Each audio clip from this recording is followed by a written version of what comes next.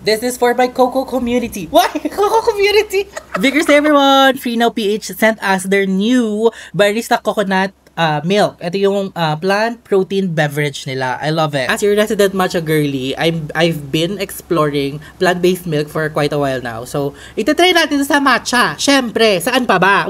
Alam niyo naman yung matcha ratio ko, di ba? Pero sasabihin ko pa din siya for the new viewers out there. New viewers! 4 grams of matcha to 40 to 50 ml of hot water. Sobrang cool ng packaging niya kasi sa likod meron siyang 1, 2, 3, 4, 5 na recipe na pwede nating i-follow. Kaso, hindi natin i-follow yan kasi we will follow our heart. What? After natin maglagay ng yellow, maglalagay tayo ng muscovado syrup. Tapos, shake lang natin vigorously yung ating milk para ma-shake vigorously.